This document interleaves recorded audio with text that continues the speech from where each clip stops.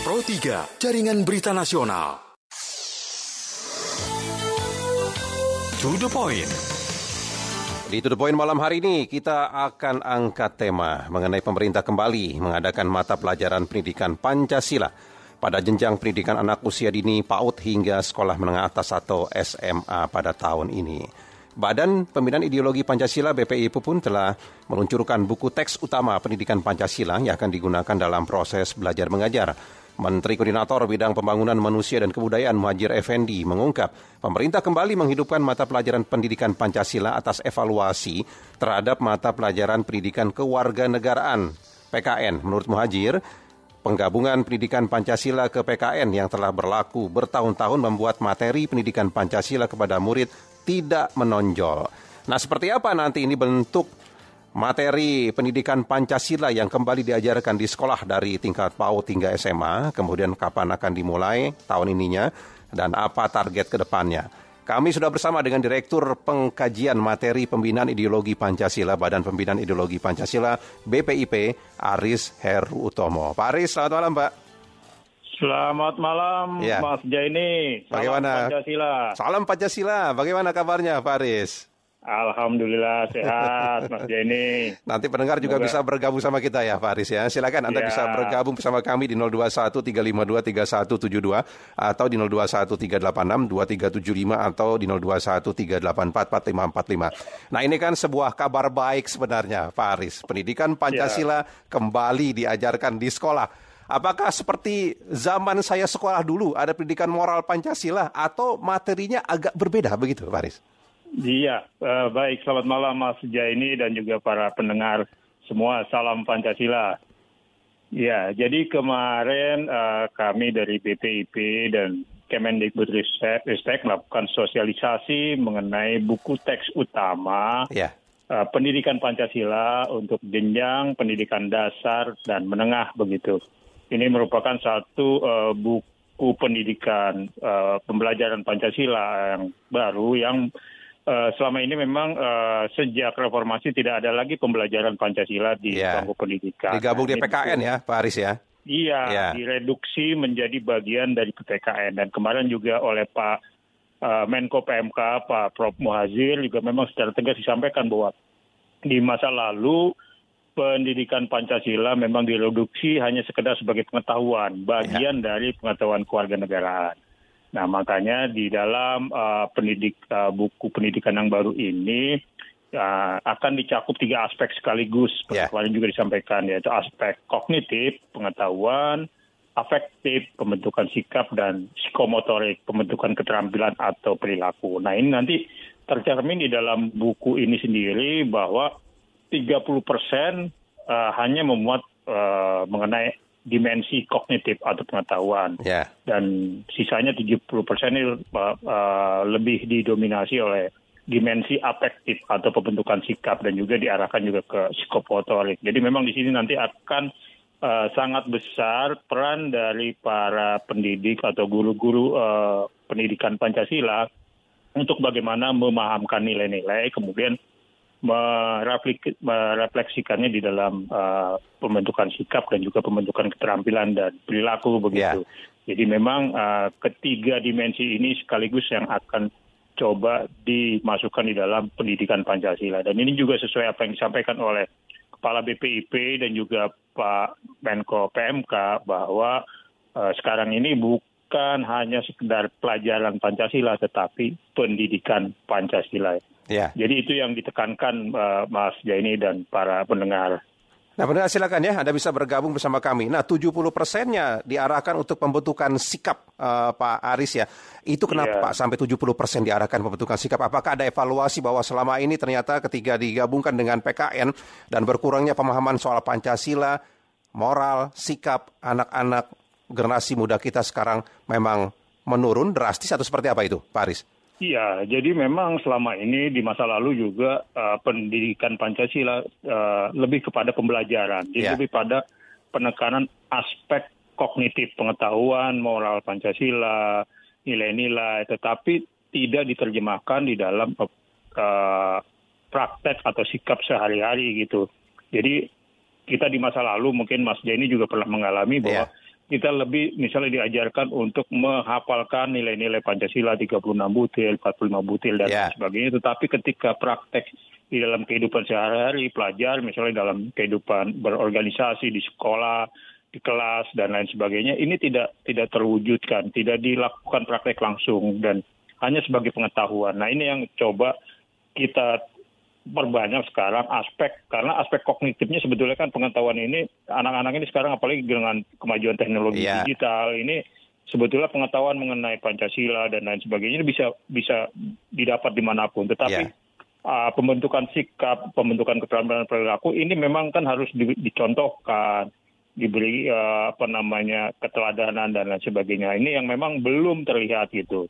Nah ini makanya penekanan di dalam buku ini nanti lebih banyak pembentukan sikap, bagaimana misalnya siswa didorong untuk melakukan praktek organisasi yang benar sesuai dengan nilai-nilai Pancasila, kemudian juga bergotong royong dan lain sebagainya seperti itu. Lebih ke praktek artinya tidak akan membosankan begitu Pak Aris bagi anak-anak begitu ya Pak?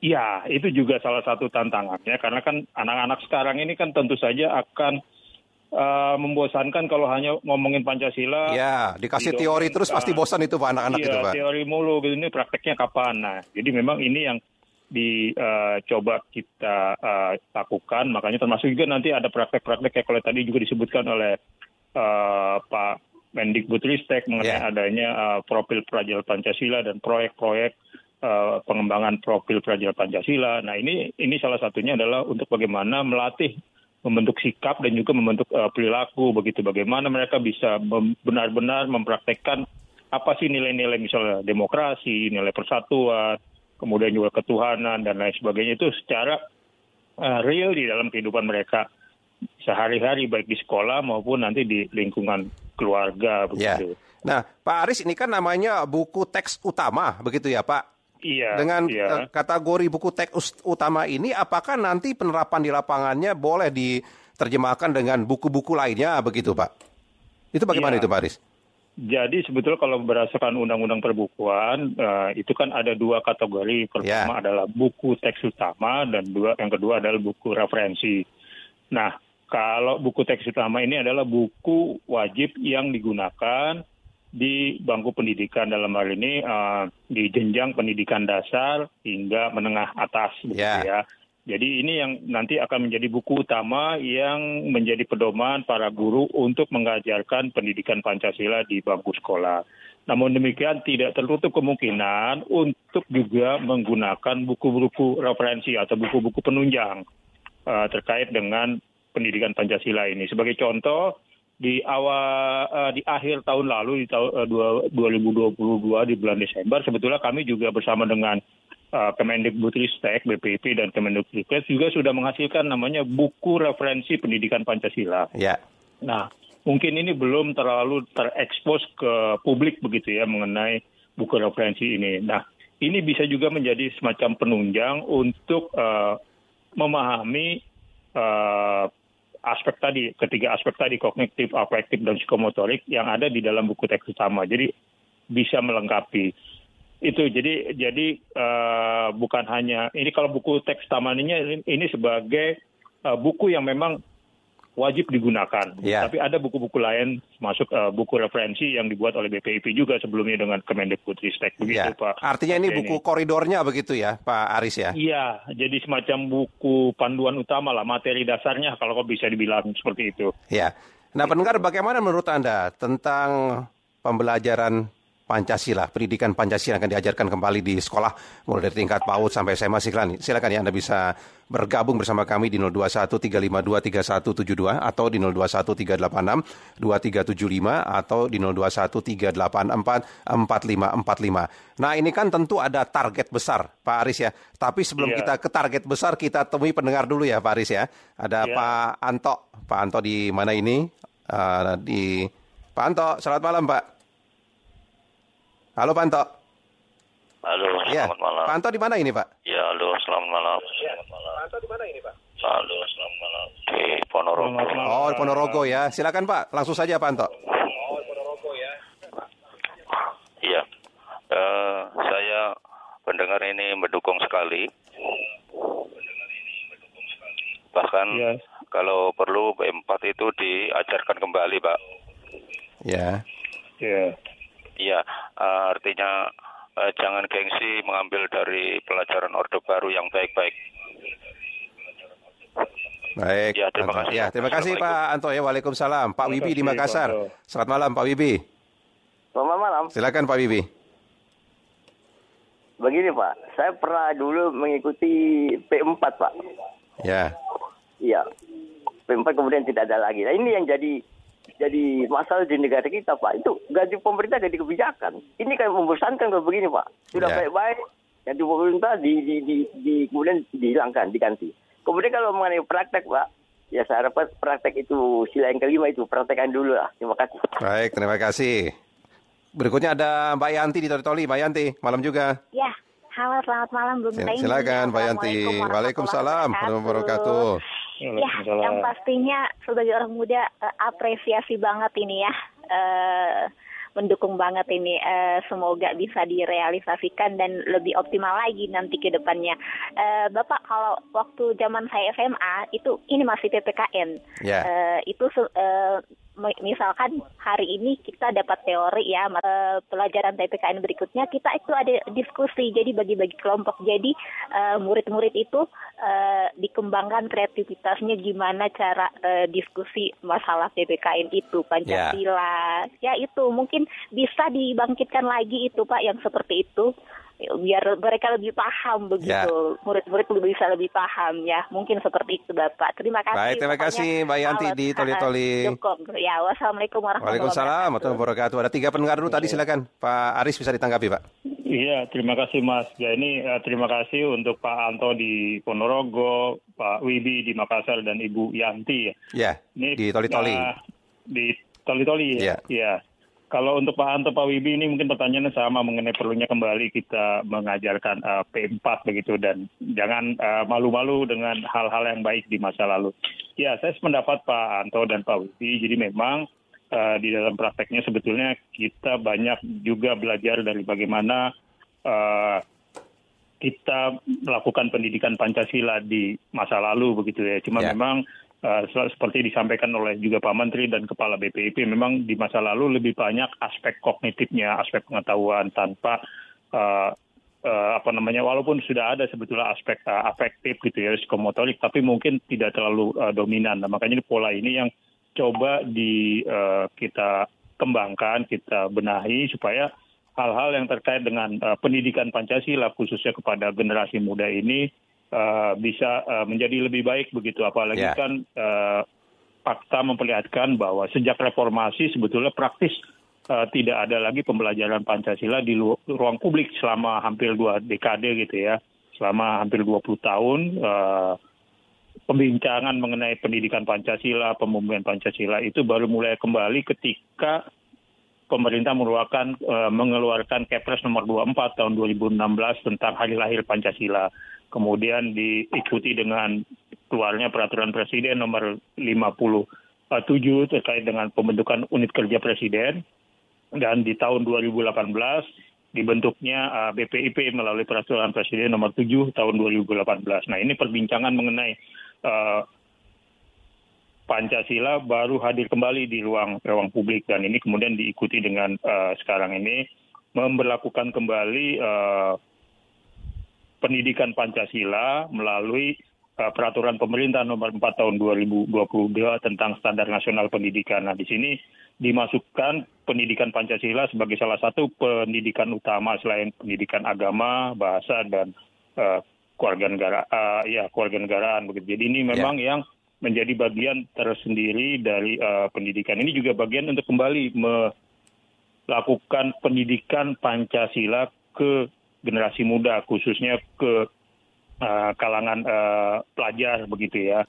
Dan ini yang coba kita lakukan dengan salah satunya sekarang mulai membuat buku teks utama ini yang sebagai buku boleh dikatakan panduan utama lah, materi utama yang supaya nanti ini bisa dikembangkan lebih lanjut.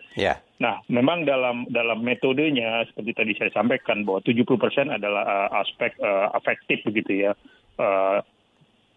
Pembelajaran dalam bentuk contoh, teladan dan sebagainya. Nah ini yang tadi mungkin concern dari Ibu Yanti ya mengenai perlunya diskusi dan lain sebagainya. Nah ini memang di dalam buku ini juga banyak praktek-praktek tadi, bukan hanya soal diskusi di sekolah untuk bagaimana berdemokrasi misalnya, kemudian juga bagaimana gotong royong dan lain sebagainya juga kita praktekkan di dalam. Jadi misalnya persepsi bahwa selama ini kan kalau di buku-buku terdahulu misalnya ketika kita bicara gotong royong, maka kita selalu bayangannya membersihkan got gitu ya. Padahal gotong royong punya aspek yang sangat luas begitu. Bagaimana misalnya khususnya tadi ada concern dari Pak Wibi mengenai bagaimana sila kelima yang harus kalau bisa segera diwujudkan. Nah ini mungkin dengan praktek-praktek semacam ini, misalnya aspek gotong royong, kemanusiaan ini didorong, ini bisa sehingga nanti sila kelima yang selama ini mungkin masih agak jauh tertinggal gitu, ini bisa segera bisa dilakukan percepatan dengan bagaimana para generasi muda, para pelajar memahami nilai-nilai Pancasila, kemudian memberlakukan atau membumikan, mendarah-dagikan dalam jiwa sanubarinya, sehingga ini yang tadi aspeknya bukan hanya pengetahuan begitu ya, logika, tetapi juga nanti aspek etika dan estetikanya juga nanti muncul ke sana. Jadi ketika mereka sudah memahami nilai-nilai Pancasilanya, diharapkan bahwa mereka juga akan memahami bagaimana bersikap baik dan benar dan juga estetika atau keindahannya gitu, bahwa kalau sudah berlaku jangan merasa berlaku bersikap Pancasilais, tapi kalau belum bersikap atau tindak tanduknya tidak mencerminkan kesopan santunan dan lain sebagainya. Seperti itu. Jadi bukan sekedar seperti pada masa lalu dengan PMP-nya lebih kepada moralnya, tetapi lebih kepada juga perilaku dan lain sebagainya. Begitu, Mas. Artinya memang target besarnya ini membumikan Pancasila kepada calon-calon penerus bangsa, anak-anak muda begitu ya, Pak Aris ya? Iya, memang itu salah satu target utamanya. Karena kalau kita lihat demografi kita kan hampir 50% itu adalah generasi muda, begitu. Dari 200 sekarang sekitar 270-an juta itu sekitar 149 atau 150 juta itu adalah generasi muda. Nah ini yang harus disasar, harus diberikan pemahaman, karena kalau terjadi keterputusan pemahaman tentang Pancasila sebagai dasar negara, sebagai pandangan hidup bangsa dan di luar negara, dikhawatirkan ke depan mereka tidak lagi memahami tentang sejarah Pancasila itu bahkan sendiri. Kalau Pak Aris ingat ya Pak, itu kan pernah ada survei yang menyebut bahwa anak-anak muda menganggap Pancasila itu bukan hal yang abadi, bisa digantikan, cukup parah itu Pak Aris, kalau pendapat mereka seperti itu Pak. Iya, itu makanya itu salah satunya ada survei dari Setara Institute kalau nggak salah, memang ada pandangan sebagian besar dari mereka bahwa Pancasila itu bisa diganti begitu dengan ideologi lain. Nah, padahal kalau dari sejarahnya Pancasila itu kan adalah ideologi yang mempersatukan bangsa Indonesia yang beragam. Gitu ya. Dan tidak habis termakan zaman, begitu ya Pak Aris ya? Tidak habis dimakan zaman. Jadi memang itu yang harus kita pahamkan, bahwa Pancasila itu sifatnya dinamis, nilai-nilainya bisa selalu mengikuti perkembangan zaman. Itu yang harus kita pelajari dan kita praktekkan dalam kehidupan sehari-hari. Tapi ada nilai-nilai statisnya itu yang tetap itu tidak bisa dirubah sebagai pemersatu bangsa. Karena dalam beberapa kesempatan juga Ibu Ketua Dewan Pengarah BPIP selalu mengungkapkan kalau kita mengganti Pancasila itu sama saja akan membubarkan Negara Kesatuan Republik Indonesia, karena tidak akan ada lagi NKRI kalau tidak ada Pancasila gitu. Karena itu pasti akan berbeda gitu, Pak. Baik, Pak Aris, ini kan bukan hanya sekedar mengajarkan pendidikan Pancasila kepada para siswa, tapi kan perlu juga persiapan pengajarnya, Pak Aris ya. Nah, kalau kita ketahui kan kalau dari peta pendidik ya sekarang yang ada Pak, ini kan kebanyakan sekarang dari generasi Z, dari generasi Y begitu ya. Nah dulu kan kalau kita generasi yang seperti saya kan masuk kategori itu kan pendidikan moral Pancasila, lebih kepada moralnya. Ini kan agak berbeda. Nah itu koordinasi dengan Kemdikbud Pak, agar pengajarnya juga, pendidiknya siap mengajarkan itu, bagaimana itu Pak Aris?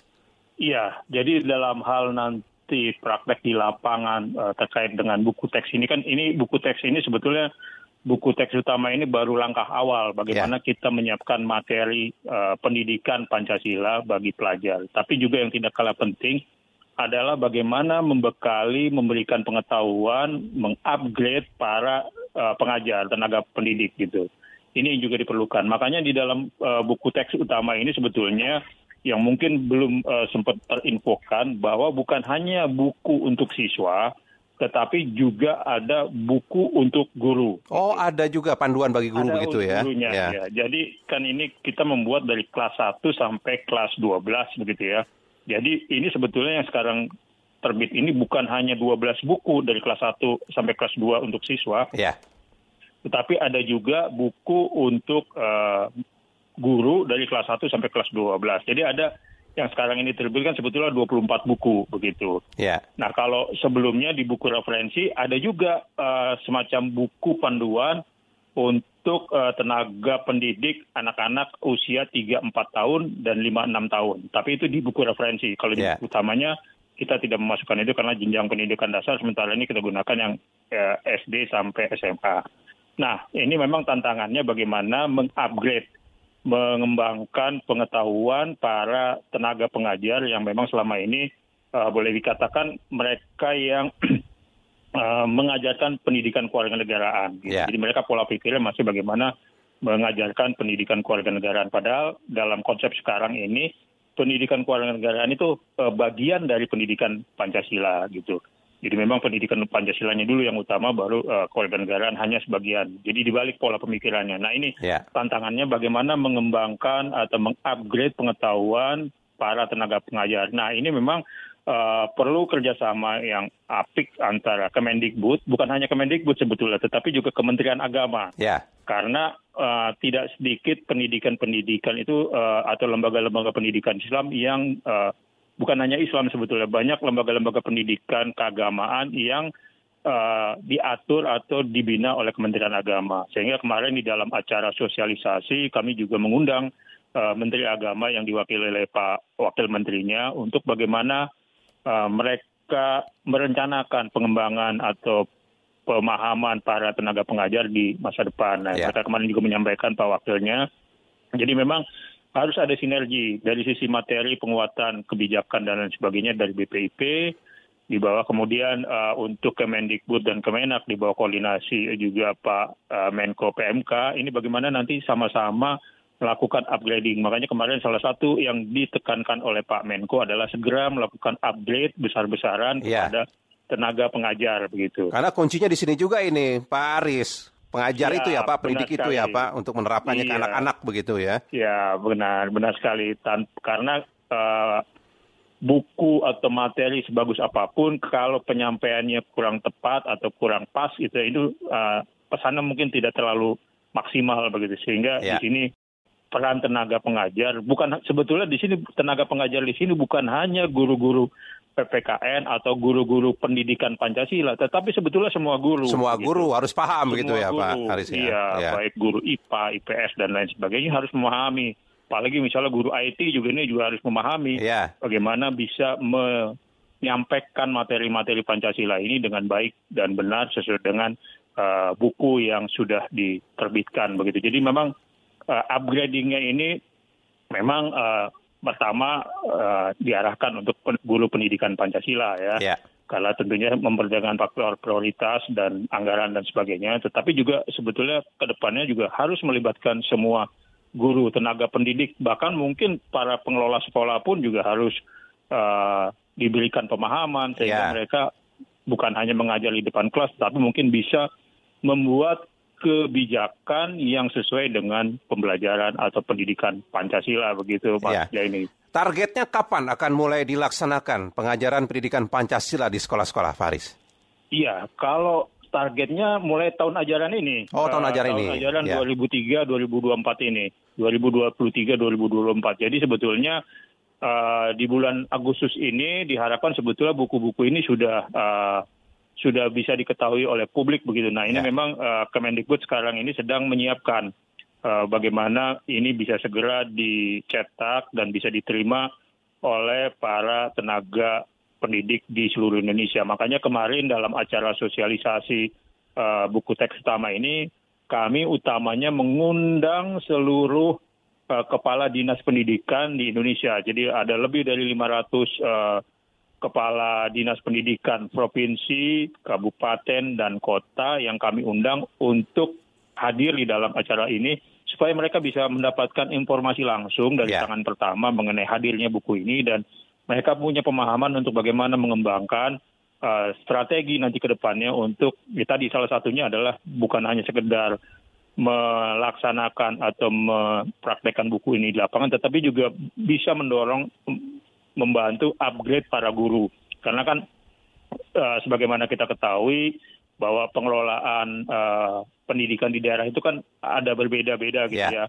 Yang untuk provinsi itu SMA itu di bawah kewenangannya provinsi, kemudian SMP dan SD itu di bawah kabupaten kota. Nah, ini perlu pembagian tugas yang jelas antara pemerintah provinsi, kabupaten dan kota, sehingga jangan sampai nanti ada misalnya SMA di satu kabupaten tidak terurus karena ketidakpahaman dari pemerintah daerah gitu ya, atau pemerintah kabupaten dan kota. Sehingga ini kemarin coba kami libatkan semua, termasuk juga kemarin kami mengundang asosiasi guru kewarganegaraan juga kami undang, kemudian ada beberapa kebetulan Paskibraka juga kami undang, sehingga seluruh lapisan masyarakat dari nanti pengambil kebijakan di daerah dan juga tenaga gurunya, mereka sudah mulai memahami gitu. Bahkan mereka sudah banyak yang bertanya kapan kami mulai ditingkatkan, di-upgrade gitu atau dilatih gitu. Nah, nanti ini dalam prosesnya tentunya kita berharap segera bisa dilakukan antara Kemendikbud, Kemenak, dan tentu saja nanti BPIP akan ikut berperan di dalamnya. Begitu, Mas. Baik, kalau begitu Pak Aris, mudah-mudahan ke depannya ini bisa berjalan dengan lancar, Pak Aris ya. Terima kasih banyak Pak Aris atas waktunya, Pak. Sama-sama. Salam Pancasila, Pak Aris. Salam Pancasila, selamat malam. Malam. Tadi pendengar Direktur Pengkajian Materi Pembinaan Ideologi Pancasila Badan Pembinaan Ideologi Pancasila BPIP, Aris Heru Utomo.